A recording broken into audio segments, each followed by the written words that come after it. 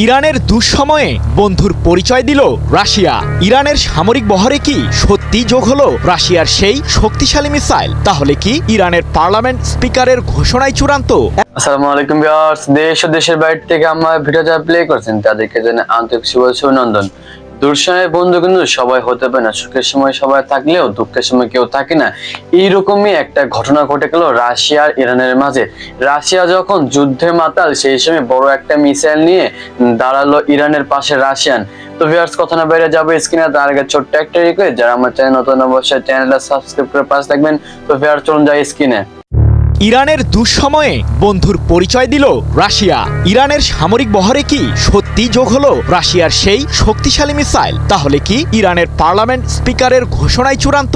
এখন কি করবে যুক্তরাষ্ট্র ও ইসরায়েল? কারণ ইরানে চলমান আন্দোলনের সুযোগ নিয়ে দেশটির বিরুদ্ধে সামরিক হামলা চালানোর পরিকল্পনা করেছে যুক্তরাষ্ট্র। এমনকি মধ্যপ্রাচ্যে এরই মধ্যে অত্যাধুনিক সমরাস্ত্র মোতায়েন করেছে মার্কিন কেন্দ্রীয় কমান্ড। টালমাটাল এই পরিস্থিতির মাঝেই জানা গেল ইরানের সামরিক বহরে যোগ দিয়েছে রাশিয়ার তৈরি স্কান্দার মিসাইল। প্রশ্ন হলো, এই মিসাইল যোগ হওয়ায় কতটা শক্তি অর্জন করল ইরানের সামরিক বাহিনী? ইরানে ক্রমবর্ধমান উত্তেজনার মাঝেই দেশটির বিরুদ্ধে সম্ভাব্য সামরিক হামলা চালানোর হুমকি আবারও দিয়েছেন মার্কিন প্রেসিডেন্ট ডোনাল্ড ট্রাম্প। 2 সপ্তাহেরও বেশি সময় ধরে চলা ইরানের আন্দোলনে এখন পর্যন্ত 4 শতাধিক মানুষ নিহতের দাবি করেছে যুক্তরাষ্ট্র ভিত্তিক মানবাধিকার সংস্থা HRANA। এছাড়াও বিক্ষোভ দমাতে কমপক্ষে 10,000 আন্দোলনকারীকে গ্রেফতার করেছে ইরানের আইন শৃঙ্খলা বাহিনী। 12 জানুয়ারি এক প্রতিবেদনে বিষয়টি নিশ্চিত করেছে ব্রিটিশ বার্তা সংস্থা রয়টার্স।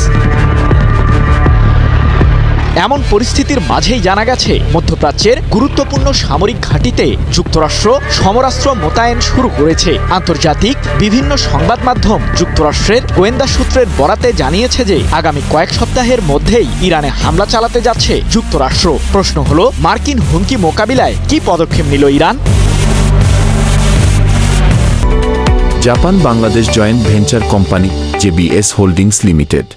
মালয়েশিয়া ভিত্তিক সংবাদ মাধ্যম ডিফেন্স সিকিউরিটি এশিয়া সম্প্রতি তাদের এক প্রতিবেদনে দাবি করেছে যে ইরানকে স্বল্প পাল্লার স্কান্দার মডেলের ব্যালিস্টিক মিসাইল সরবরাহ করেছে রাশিয়া, যা প্রচলিত এবং পারমাণবিক অস্ত্রের ওয়ারহেড বহনে সক্ষম। কিন্তু এই ঘটনার সত্যতা আসলে কতটুকু?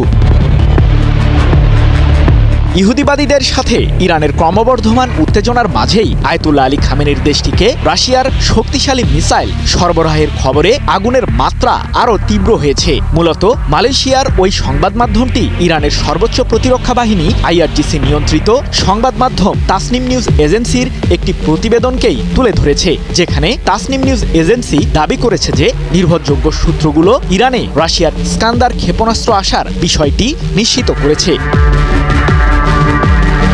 এদিকে মিসাইলের এই তথ্য সম্পর্কে ইরানের পররাষ্ট্র মন্ত্রণালয়ের মুখপাত্র নাসের কানানি বলেছেন, প্রতিরক্ষা সম্পর্কিত এসব তথ্য ইরানের সার্বভৌম বিষয়। গণমাধ্যমের জল্পনা কল্পনা আমরা কখনো নিশ্চিত করে বলি না এবং অস্বীকারও করি না।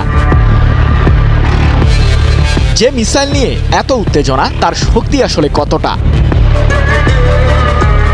শব্দের চেয়ে অন্তত 7 গুণ বেশি গতিতে ছুটতে পারা রাশিয়ার এই স্কান্দার মিসাইলটি 500 কিলোমিটারের মাঝে শত্রুপক্ষের আস্তানা নিমিষেই গুড়িয়ে দিতে সক্ষম। ক্ষেপণাস্ত্রটি 480 থেকে 700 কেজি ওজনের গোলা বারুদ বহন করতে পারে। ইসরায়েলের প্রতিরক্ষা বহরে থাকা আয়রন ডোম, প্যাট্রিয়ট এবং অ্যারো মডেলের বিমান প্রতিরক্ষা ব্যবস্থাগুলো ভেদ করে দেশটির বিরুদ্ধে সহজেই হামলা চালাতে সক্ষম স্কান্দার মিসাইল, যা ইহুদিবাদীদের মাঝে ইরান সম্পর্কে উদ্বেগ আরও বাড়িয়ে তুলেছে। অন্যদিকে ইরান যে পূর্বের চেয়েও প্রতিরক্ষার দিক থেকে শক্তিশালী হয়েছে, তারই ইঙ্গিত পাওয়া গেছে দেশটির পার্লামেন্ট স্পিকার মোহাম্মদ বাঘের গালিবাফের সাম্প্রতিক এক মন্তব্য থেকে। যুক্তরাষ্ট্র ও ইসরায়েলের সামরিক লক্ষ্যবস্তুকে টার্গেটে রেখেছে ইরান, এমনটি জানিয়ে গালিবাফ বলেছেন, যুক্তরাষ্ট্র ও ইসরায়েলের হামলার অপেক্ষায় আর বসে থাকবো না আমরা। তারা যদি আমাদের নিয়ে ভিন্ন হিসাব করে, তবে সেটি হবে তাদের বড় ভুল। আমাদের সামরিক বাহিনী যুক্তরাষ্ট্র ও ইসরায়েলের গুরুত্বপূর্ণ স্থাপনায় প্রতিরোধী হামলা চালাবে। ভিডিওটা ভালো লাগলে অবশ্যই লাইক করুন, চ্যানেল সাবস্ক্রাইব করে অবশ্যই পাশে থাকেন। পরবর্তী ভিডিওটা পাওয়ার জন্য অবশ্যই অপেক্ষা করুন। আজকের মতন এই পর্যন্তই। আল্লাহ হাফেজ।